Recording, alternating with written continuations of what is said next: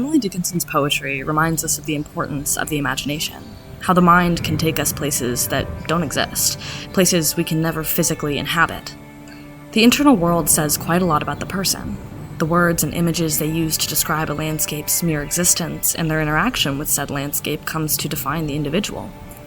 The mind is a powerful thing. For Emily Dickinson, poetry was a way to express her internal world. With the beautiful ways she intertwined her words to capture a moment or a scene, she was able to make a living moment stand still for decades. About a century after Dickinson, a young poet was inspired, Sylvia Plath. Plath's mother loved Emily's work, and so Plath made it her mission to write like her. Indeed, Plath's way of connecting to her mother was to write poetry in the style of Dickinson's per her mother's request. Thus, Dickinson was a foundational part of Plath's understanding of poetry as a craft. In fact, the effects of Dickinson's techniques are present and visible in Plath's works, both structurally and topically. However, there are stark differences between the two, which can only become more pronounced when viewing their poetry together, specifically Lady Lazarus by Plath and I Dwell in Possibility by Dickinson. Through this comparison, we can see the differences in their internal worlds and personalities and how we express our own senses of self. When viewing Dickinson in conjunction with Plath, we can better understand Dickinson's poetry and thus better understand her inner peace through how she refused to resolve tensions, preferring to revel calmly in them, how she found paradise right where she was, and the fervent ways in which she forced her readers to engage with their own private selves. In ruminating on their connection, it is also crucial to consider Plath's refusal to solitarily endure her inner conflicts through her written invitations towards an audience that she hoped could witness her pain. This is displayed through Plath's more outwardly political tendencies, which are especially prominent in Lady Lazarus, when she, quote, puts a human face on collective and dehumanizing processes, as well as aggressively addressing them, end quote. Plath seems to personify and relate her internal struggles by thrusting them into the arena of public politics. Her poetry is a way for her to aggressively externalize her internal struggles so that the rest of the world had to notice them. Her fiery tone is consistent throughout this work, and it clearly displays how, quote, Plath pictures human relationships as violent and grotesque spectacles, giving individual private relationships public currency, end quote. Thus, Plath's poetry was not only a form of commodifying her private world, but also a way to dialogue with an internal world that was in constant, never-ending turmoil. Not only this, but we are forced to engage with the tensions Plath relates while never truly reaching a conclusion, as by the poem's end, she is burning to ash. Quote, I turn and burn, end quote, while being tormented by the crowd. Quote, you poke and stir, end quote. There is unresolved tension broiling beneath the surface of Plath's poetry, and, thus, her internal world is permeated by despair that she invites us to suffer in as well. Plath's internal world is one comprised of strife, misery, and desperation, and rather than sit with that pain, she chooses to burn herself alive.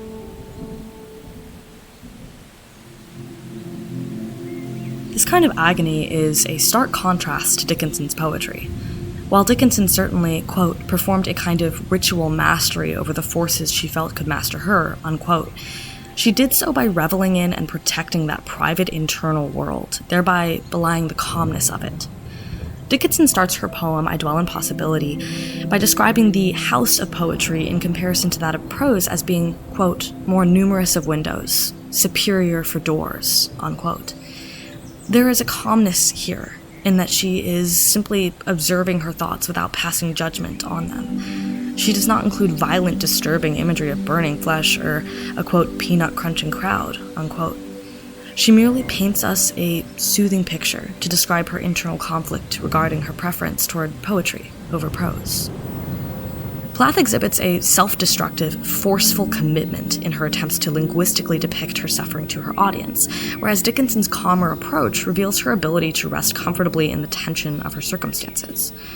Many scholars have noted that Dickinson's, quote, poems continue to reflect on the crisis throughout her life and often terminate at the point of highest tension without reaching resolution, unquote. In this way, while Plath would choose destruction over pain, Dickinson's work is much more inclined to observe and just be mindful about her situation, The way Dickinson questions the workings of her internal world is not demanding or desperate. It is exploratory and meandering. Dickinson is incredibly reverent in her poetry and more at peace with herself and the world around her. In fact, both Dickinson and Plath have a different perspective on paradise, or happiness, and how best to achieve this goal in life, displaying how self-sufficient Dickinson truly was. This difference is made clear when Dickinson states that through her poetry she's able to enact, quote, "the spreading wide my narrow hands to gather paradise," unquote. So then, in this final stanza, Dickinson once again does not come to any resolution to her preference for poetry over prose, but she does claim that poetry is her way to achieve some level of paradise, some level of happiness. Yet Plath's poem ends very differently. Quote, "Out of the ash I rise with my red hair, and I eat men like air," unquote.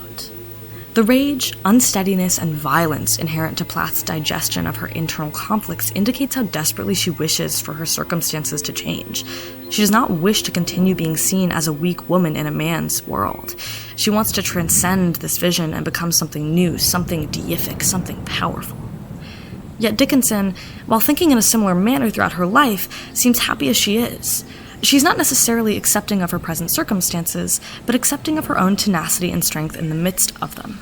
She feels sufficient in the face of conflict, and is happy to remain where she is as she describes her present circumstances as paradise, which is far different from Plath's fiery despair.